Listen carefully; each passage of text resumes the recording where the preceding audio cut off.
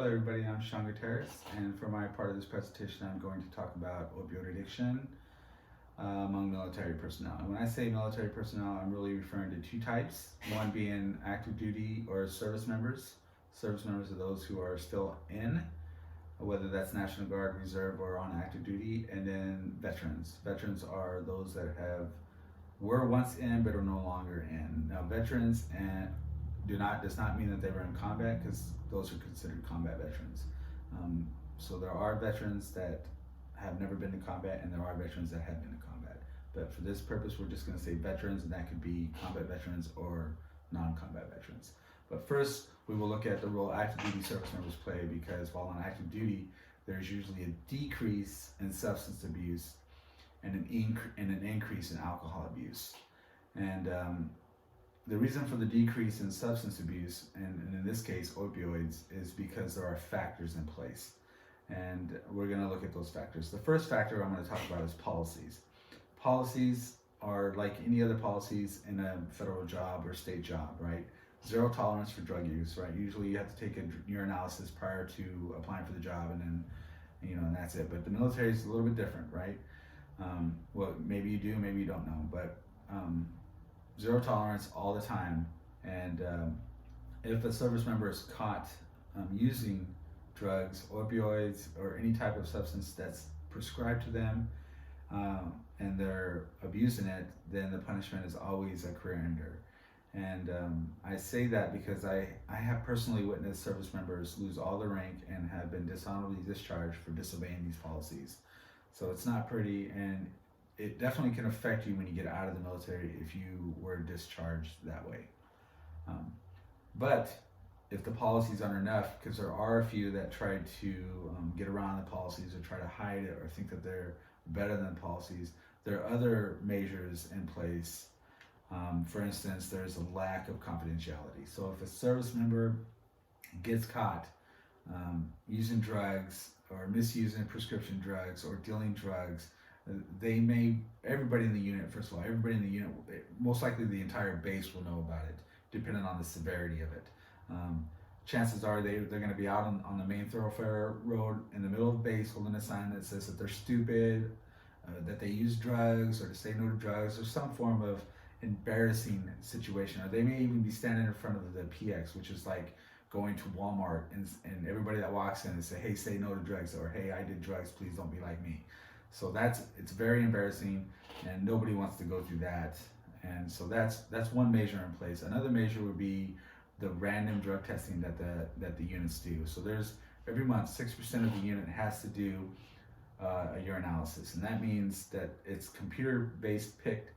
So they pick it goes by Social Security. They pull your last 4 of your Social Security out, and so if you're using drugs, and chances are you can get picked at least once a month, or if they have any inclination that you're doing something, they will put your number in there, and you will end up having to do that. So, and not to mention that if you do pop hot on a urinalysis, then you could face a dishonorable discharge. Same thing as disobeying the policies. You could even face criminal prosecution and lose all rank, lose your money. You might lose your benefits when you get out too, depending on the type of discharge that you get. So it's those things that are in place, those factors are in place right now, and measures that would discourage anybody from using drugs that are currently service members. The next factor I want to talk about is deployments. Now with deployments, this doesn't necessarily mean combat, but chances are it is combat. But there are also deployments that are non-combat, like peace treaty or cultural exchange deployments. Either way, there's stresses that are involved with deployment. For starters, you're leaving your family, you're leaving everything behind. All you're going is with the unit that you're with, so the stress of that alone is high. So you're constantly preparing and training, so it's hard to find time to even abuse, let alone use any type of drugs. So that factor along with deployments, the risk of there's a decrease in substance abuse. in the event that you do get deployed to combat and you get injured, chances are you're going to be prescribed medication. Now, with that being said, unit commanders, leaders are well aware of what's being prescribed to their soldiers, and the leaders are constantly monitoring them. They're constantly checking on them. So we do constant welfare checks. I mean, I was in combat. I got blown up. My truck got blown up. I got injured in combat. I've had soldiers that got injured in combat. Leaders, they will check on you. I've had them check on me. I've had to go check on my soldiers to make sure that they're not abusing the drugs. And so there's that. That's a main factor. That's a stressor. When you're in combat, we need to be our battle mind ready, battle readiness, right? We need to focus on the mission. If we're, that's probably one of the main reasons why nobody uses drugs while in the military or while they're still when they're still service members. And then the third factor to consider is mental health. Now, this is a big one. This is hard for a lot of service members to admit, for starters, because almost half of military personnel that are still in believe that seeking any help for any mental health issues would negatively impact their military career. And I say that lightly because, I've never seen that happen, but it goes through the pipeline all the time. Like, for instance, PTSD, right? Everybody thinks that combat veterans have PTSD. A lot of them don't.